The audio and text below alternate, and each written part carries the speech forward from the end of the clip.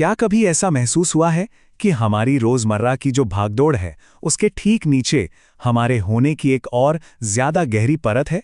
एक ऐसी खामोश जगह जहां एक अनछुई क्षमता, एक बहुत बड़ी संभावना सो रही है। ये कोई कमी वाला एहसास नहीं है, नहीं कोई बेचैनी है, बल्कि एक शांत वादा है। एक फुसफुसाहट जो कहती है कि हम जो अभी हैं, उससे कहीं ज्यादा होने की गुंजाइश हमारे अंदर ही है। इसे शब्दों में ढालना थोड़ा मुश्किल है, पर हम सब ने इसे कभी ना कभी महसूस जरूर किया है। शायद क्रिएटिविटी के किसी पल में, जब शब्द या रंग मानो खुद ब खुद अपनी सही जगह पर बैठ जाते हैं, या फिर गहरी शांति के किसी लम्हे में, जब मन की सारी उथल पुथल अचानक थम जाती है, या बस रात के सन्नाटे में खुद से ये पूछते हुए, क्या जिंदगी बस इतनी ही है, या मेरे होने का कोई और गहरा मतलब भी है? जानते हैं, ये सवाल कोई नया नहीं है। ये सिर्फ आज के इंसान की उलझन नहीं है। सदियों से दुनिया की सबसे गहरी आध्यात्मिक परंपराओं ने इस एक ही भावना को पहचाना है और इसे एक नाम और एक रूप दिया है। आज की हमारी जो पूरी पड़ताल है, ये रॉबर्ट सुबोडा की किताब कुंडलिनी अघोरा 2 में दिए गए कॉन्सेप्ट्स पर आधारित हैं, जो हमें इस रहस्य को समझने का एक तरह से नक्शा देती है।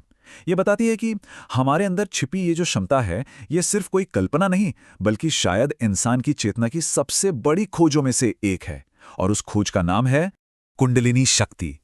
इसे एक दिव्य स्त्री ऊर्जा कहा गया है, जिसमें असीम संभावनाएं हैं। इसे अक्सर एक सोए हुए, कुंडल बनाकर बैठे हुए सांप के रूप में बताया जाता है, जो हमारे वजूद के आधार पर रीढ़ की हड्डी के सबसे निचले हिस्से में आराम कर रहा है। अब ये सांप का प्रतीक ये बहुत गहरा है। ये सिर्फ एक जानवर नहीं, बल्कि जीवन शक्ति, बदलाव और छिपे हुए ज्ञान का प्रतीक है।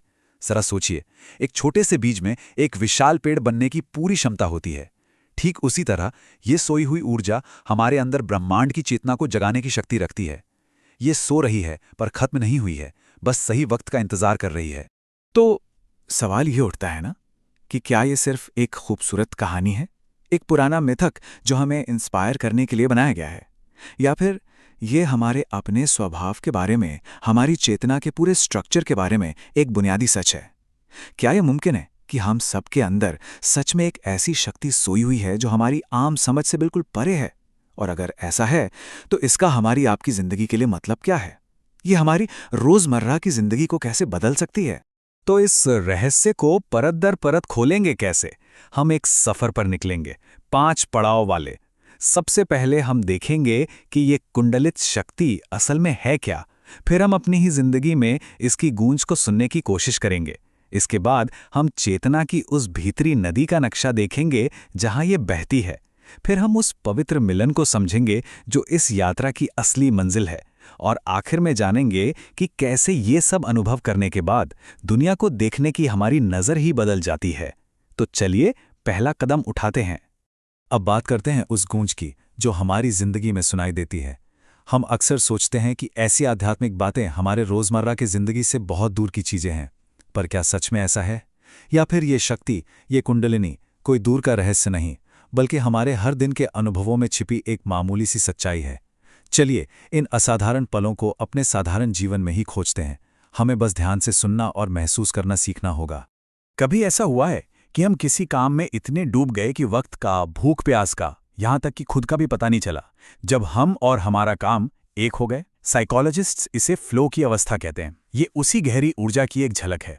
या जब किसी मुश्किल सवाल का जवाब अचानक से मन में कौंध जाता है, बिना किसी लॉजिक के, वो अचानक आई हुई इंट्यूशन, वो सहज ज्ञान, वो भी इसी ऊर्जा का एक छोटा सा इशारा है। ये वही ऊर्जा है जो हमें सुबह बिस्तर से उठने की ताकत देती है, जो हमारे जुनून और जिंदा दिली का सोता है। ये एक कलाकार के अंदर की वो आग है जो उसे कुछ नया बनाने को मजबूर करती है, और एक विचारक के मन की वो साफ सोच है जो बड़ी से बड़ी समस्याओं को सुलझा देती है। ये सब उस महान कुंडलिनी शक्ति के छोटे छोटे बिखरे हुए अक्स हैं जो हमारी जिंदगी में हर रोज चमकते हैं।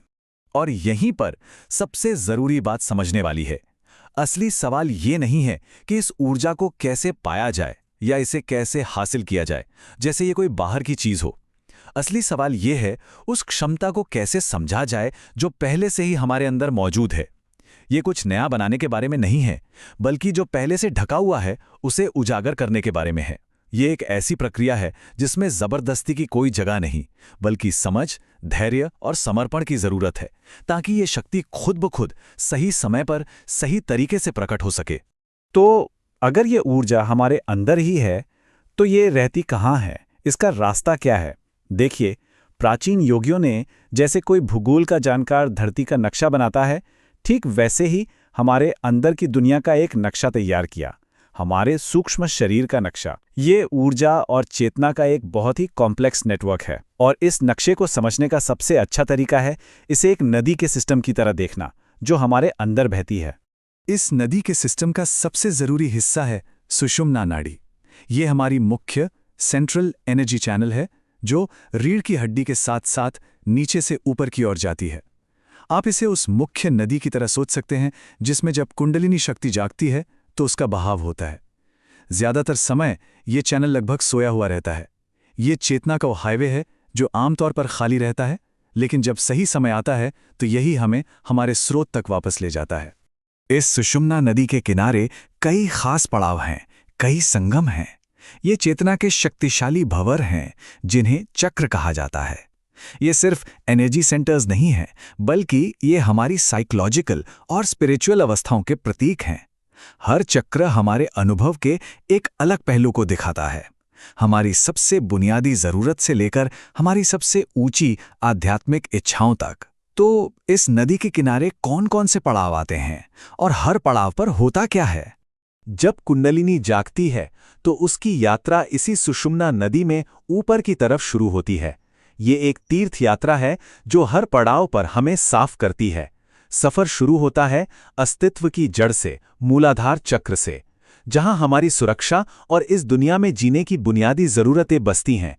वहां से ऊर्जा ऊपर उठकर जीवन के प्रवाह में आती है सावधिष्ठान चक्र में, जहां हमारी भावनाएं, इच्छाएं और क्रिएटिविटी का सागर है।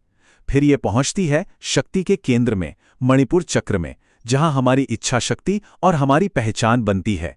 यात्रा का सबसे अहम मोड़ आता है संबंधों के हृदय में, अनाहत चक्र में, जहां प्रेम, करुणा और माफी का जन्म होता है। इसके बाद हम सत्य की आवाज तक पहुंचते हैं, विशुद्धि चक्र में, जहां हम खुद को सच के साथ एक्सप्रेस करते हैं। और आखिर में ये सफर हमें अंदर दृष्टि की आंख तक ले जाता है, आज्ञा चक्र में, जहां तर्क से परे का ज्ञान मिलता है। हर एक पड़ाव पर यह ऊर्जा उस पहलू से जुड़ी हमारी भीतरी गांठों को खोलती और साफ करती हुई चलती है।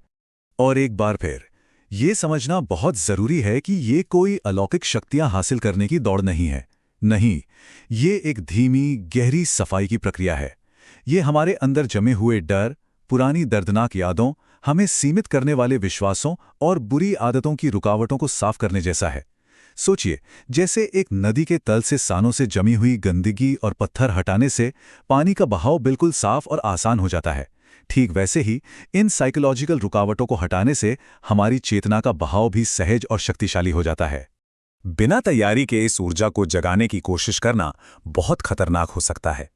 इसकी तुलना आप ऐसे कर सकते हैं कि एक विशाल बांध के दरवाजे खोल दिए जाएं, जबकि आगे नदी का कोई साफ रास्ता ही ना हो।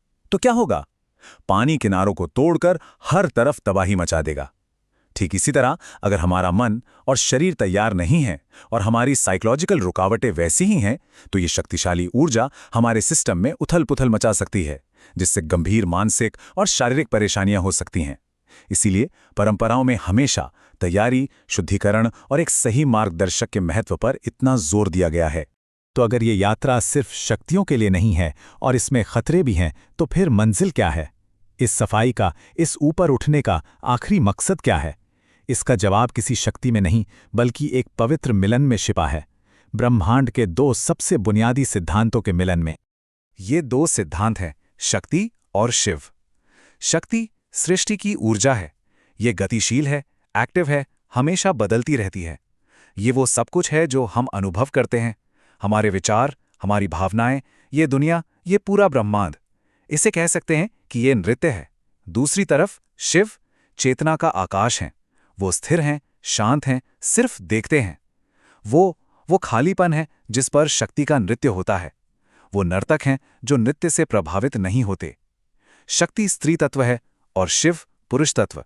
पर ये जेंडर की बात नहीं है। ये ब्रह्मांड के वो सिद्धांत हैं जो हर चीज में, हर किसी में मौजूद हैं।